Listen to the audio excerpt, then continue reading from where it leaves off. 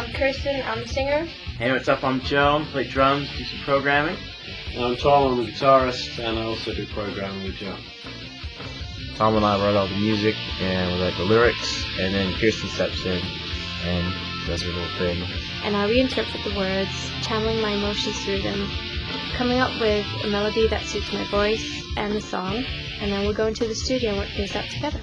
And we started working off each other, and while one person has like their turn in the limelight, they take good ideas and they come up with all this stuff, and the other person kind of sits back a bit and comments and kind of edits what they're trying to do. And it seems to work that one of us is like spurt of ideas, then when that one runs dry, the other guy goes, oh, let's do this, and gets up all the other ideas, and it means we have this whole new approach coming in all the time to our tracks. What Kirsten sings about and what Reism lyrics about, I think will relate to a large audience. So I think it can strike a chord with them emotionally because it's about stuff that we've experienced, life experiences and things that we've been through and things that we may go through.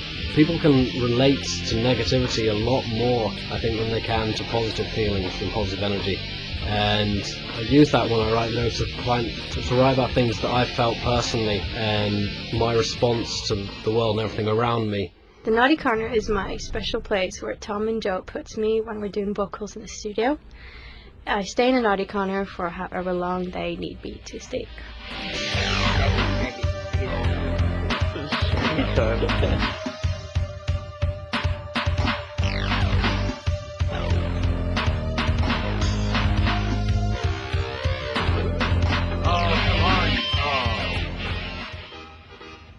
Yeah, that's one. Bring it.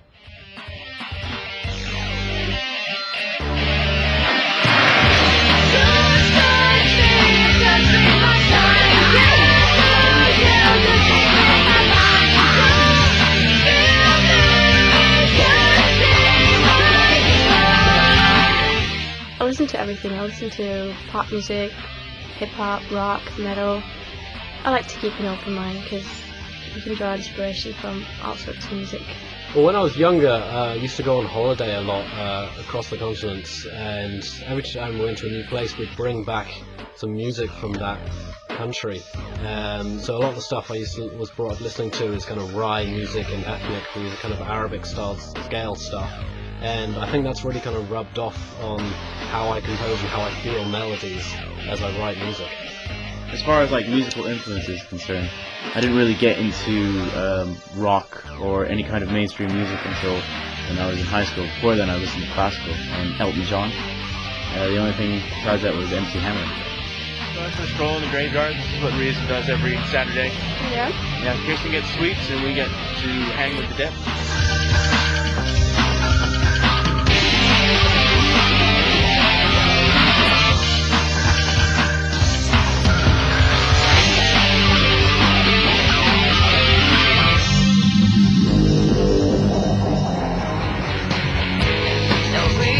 To think ahead, but is this the beginning or is this the end? I'm not waiting around for you anymore. The question is who needs you more? I can believe that it's into this long, but I can feel like something's wrong. Tom is a pessimistic realist. He's a bit blunt sometimes, but he knows what he wants, and that's a good thing. The interesting thing about working with Joe is that both of us are complete perfectionists. He pushes my ability as well. So I'll come up with a guitar riff, and then Joe will start playing on the keyboard and go, well, how about you try this as well? And I'll be like, alright, we'll try that. And then we start getting other ideas, and it starts getting crazier and crazier until you can play it on the keyboard. You try and bring it to a guitar and it just gets mad. And so he just pushes me until I can do it. Well, Joe is an optimistic dreamer. He's very encouraging, but he sugarcoats everything. I think working with Tom creates an interesting balance between the two of us. I always think more commercial mainstream pop, and whereas Tom thinks more underground, boundary pushing, underground. That's all he thinks. Tom's a great guy, and he's extremely fun to work with, but you have to understand how he is and where he's coming from, because he can be very, very blunt, and he's very unemotional sometimes. You're not quite sure if it's good or it's bad. You know, you say things like, yeah, oh, that was amazing, oh, did you like that take? And be like, yeah, it was good.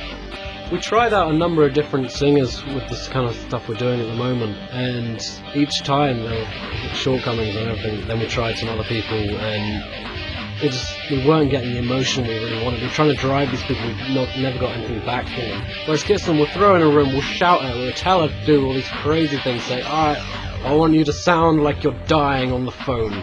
And she'll do it. Kirsten is a very special person. Kirsten is an amazing singer. She's extremely patient, and she's extremely hardworking. I mean, we push that girl to the limits. I mean, we'll have her work 4-8 hours non-stop singing, and she'll do it.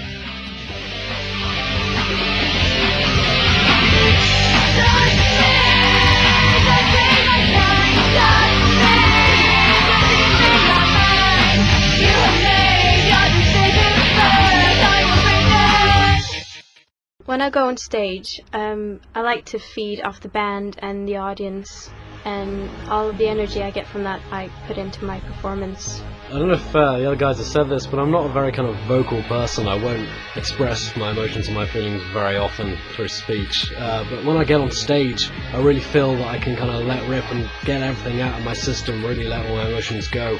And with that, I kind of feel I connect with everyone else who's on the stage, everyone else who's watching, everything. It just kind of builds up, and it's this huge kind of combustion of feelings. Well, Reism doesn't sound like anything I've heard before, but if I had to call it something, I would say it sounds something like electronic surfer goth rock. Why am I with these crazy people? Just because it's something unique, and I'm just so inspired working with them and being around them. And I could go and join any old little rock outfit or something like that and jump around, play drums, and, or would I rather be here cooped up in a studio 48 hours a day? But the music that we're doing now is something I never ever thought I'd end up doing. I was always thinking commercial rock bands, but what we're doing now is such an interesting mix. I mean, I've never gotten to electronics like I have for this, and it's just something entirely different and new, and I'm really excited about how far it's come and where it's going and what it can do for the music industry.